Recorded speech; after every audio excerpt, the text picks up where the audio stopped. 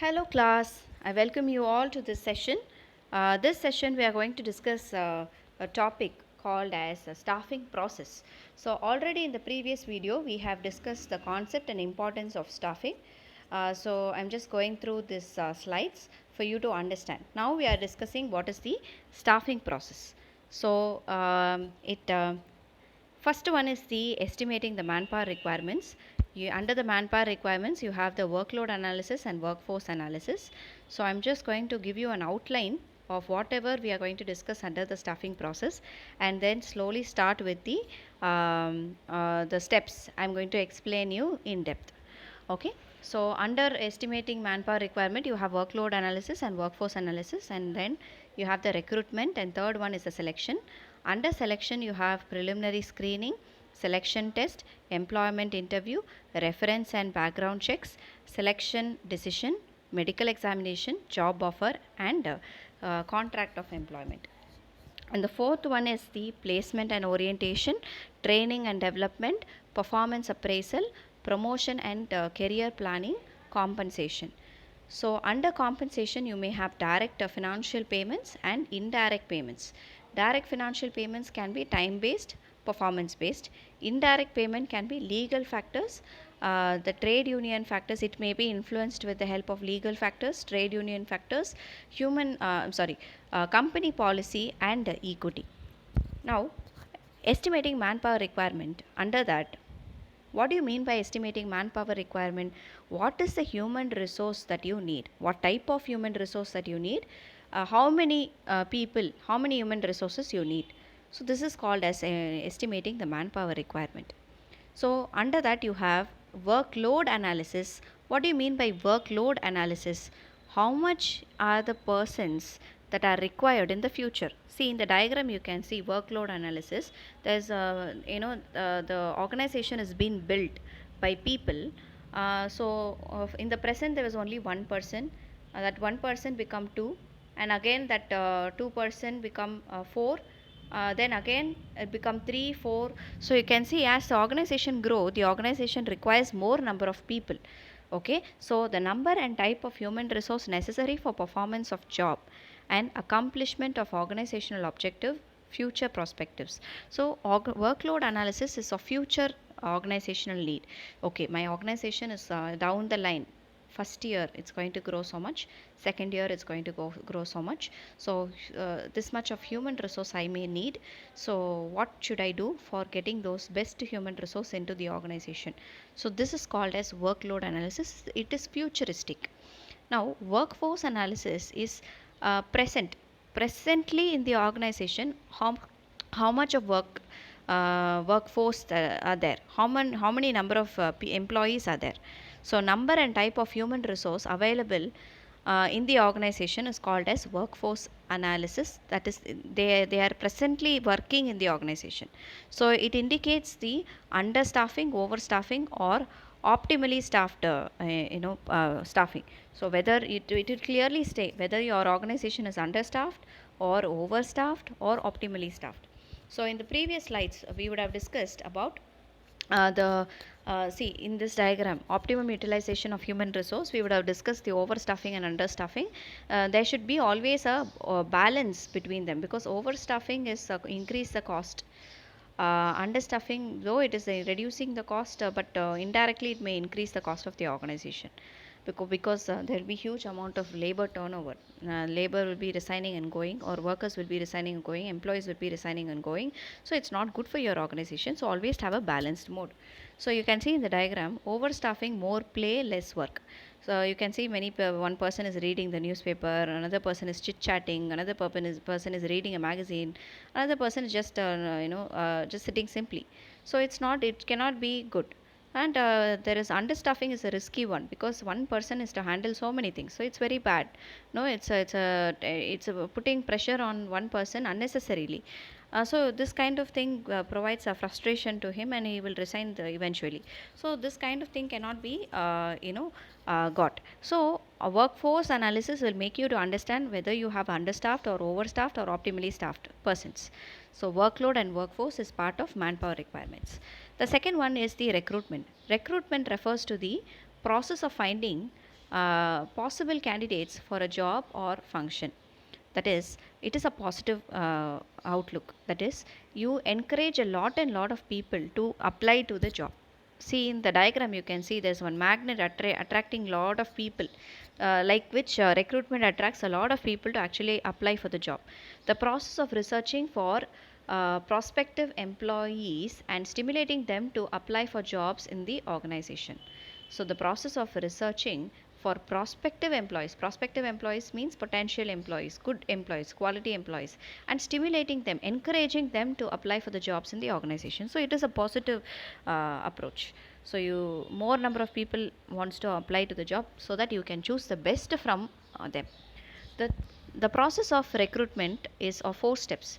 Identification of different sources of recruitment, that is, you have various sources. Which is the best source for you? Whether it is advertisement, employment exchange, management consultants, or internal promotions. Which one is the best for you? You have to decide.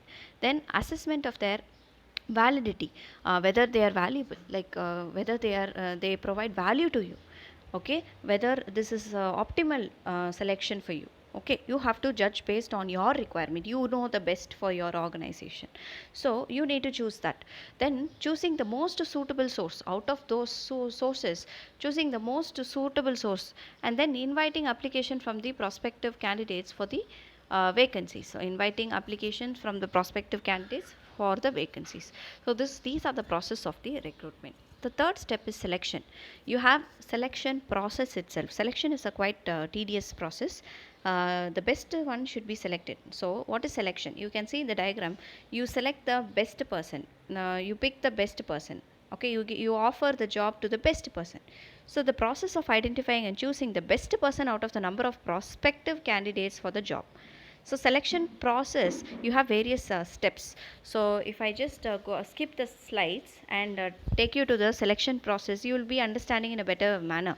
So preliminary screening, selection test, employment interview, reference check, selection decision, medical examination, job offer, contract of employment. These are all the selection processes. Okay, so the processes of particular step. So number one, you have the preliminary screening. Once preliminary screening is over, you have selection test. Once that test is over, you have the employment interview. Once that is over, you have the reference check. After that, you have selection decision, then medical examination, then job offer, then contract of employment. I say that these are all a process. It has to be done in this order only. You cannot change this order. So I'm just taking you back to the slides so that we will understand one by one what are the meaning of these selection process. So selection process, first is preliminary screening. It is the first step of selection. The first step, it helps to eliminate unqualified or unfit candidates. Okay, it helps to eliminate unqualified and unfit candidates. The second is selection test. What is selection test? It measures the aptitude, intelligence, and personality of a particular person. Okay, under selection test, you have various types of selection tests. So we are going to look into that. What are the various types of selection tests? So you have intelligence test, which is IQ. It's an indicator of a person's learning ability to make decisions and judgments.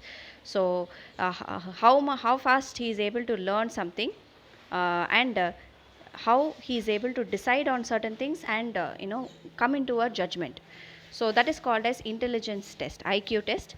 Then you have the aptitude test. Aptitude test is a measurement of individual's potential for learning new skills.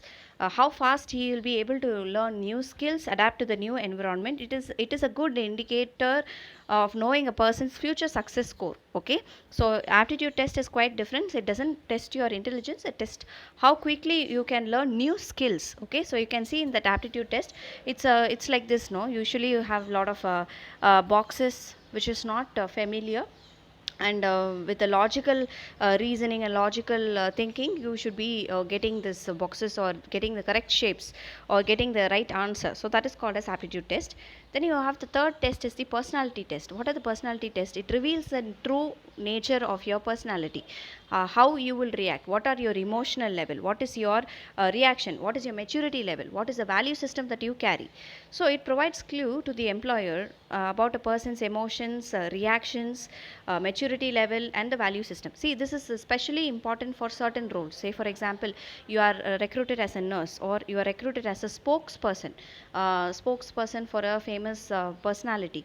You need to talk in front of media. Okay, you need to talk in front of people who ask unnecessary question or uncomfortable question for that matter. You should be able to tackle those questions and also maintain a balanced reaction. You cannot overreact, you cannot over turn into emotional things, and you have to be very careful in that. So that for that those kinds of jobs you should have definitely personality test. So you can see in the diagram, every people wear a mask. Okay, so personality test is actually trying to reveal the person, who the person really is just trying to take out that mask and see who is the person really is. Okay, and the fourth test is the trade test. It measures the existing skills, that is professional knowledge and proficiency. So trade skills are, suppose you are going to be recruited as an academician, going to recruited as a professor, or a scientist for that matter, or a person who is actually specialized in particular field. So you will be measured on your proficiency level, that is how much knowledge you have on the subject area. So those kind of jobs will require trade test. Then you have interest test. Certain jobs will be related to your interests. Like for example, this lady here is a certified interior decorator. Everyone can get a certification on interior decoration. This that really that person is interested in doing those things should be tested before you give them a job. So under used to know the pattern of interest or involvement of a person. So as we see that we have completed the preliminary screening and selection test. The third thing that we are going to look into is employment interview. So what is employment interview? It is a formal interview. It is an in-depth conversation, face-to-face conversation with the employee by the employer, okay, conducted to evaluate the applicant's suitability. So once he's passed through the selection test, the third step is the employment interview. Once he or she has passed the employment interview, there will be reference and background check.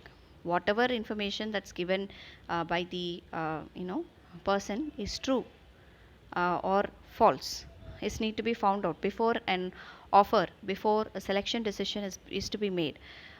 In some important areas, this selection, reference and background check will be done first, and then only these preliminary screening and all these things will take place. But majority of the tests, it will be done in the fourth step, where thousands of applications have been given. You cannot be sitting and checking reference and background checks for all the applicants. So those who are selected in the from the interview, you just have to screen them, right? So thousands will become hundreds, hundreds will become 10, and 10 people you can easily check the reference and background check. So basically what is it? It is inquiring about the name, address and telephone number of the references. Calling the reference in every resume, you should give a reference. Say for example, your school teacher's number, or your professor's number, or your guardian's, your important person, your mentor's number. So all these persons should be like given. So the employer will contact these persons and ask who really you are, whether you have studied in the same school, whichever mentioned in the resume, whatever you are told in your resume is true, and whether your previous employment is with this particular company, or what is your background. So all these things will be checked, and then comes the, once this is okay, then comes the selection decision. Those who pass the previous test, the view of the concerned manager will be considered in the final selection. That is, whoever is going to tackle you, who is your immediate superior, will have a final say whether to give that particular candidate a job offer or not. Okay, because the manager is going to work with you he is going to be your superior. He is actually, you're going to report under him. So the final decision will be on given to the manager. Once this is done, the selection decision has been done, the person will be selected, and a medical examination is to be done. Okay, job offer is given to the candidate being declared fit after the medical examination. So once this medical examination is over, you are declared fit, then you are given the job offer, the letter of appointment containing the date to report on duty, and also the contract of employment. So once this job offer is given, it's your thing. You have done so much, so obviously you will agree to it, or you can have all rights to reject the job offer also. So it's up to you. So letter of appointment and containing the date of reporting. The reporting date is very important. From that date, you will be like being employed in that particular organizations. You have to follow the rules and regulations of that particular organization from that date. That is a reporting date. So once this job offer is given, the candidates will have to sign certain things.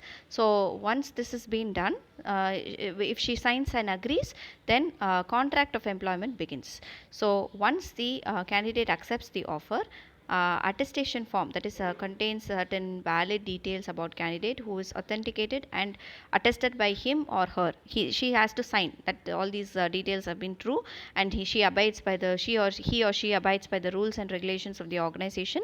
And contract of employment is also prepared regarding terms and conditions of responsibilities, pay, allowances, hours of work, etc. So all these information will be there. So once this contract of employment is been done, you are finally selected and you are being placed in the organization. I'll see you in the next video. The next video is we are going to discuss about placement and orientation. So I conclude this session with this. So we have discussed what are the selection process completely. Where one is the preliminary screening, second one is the selection test, third one is the employment interview, fourth is the reference check, fifth is selection decision, and next one is medical examination. Then you have the job offer, and then the contract of employment. So I thank you, class. You can look into the next video to continue this staffing process. Thank you.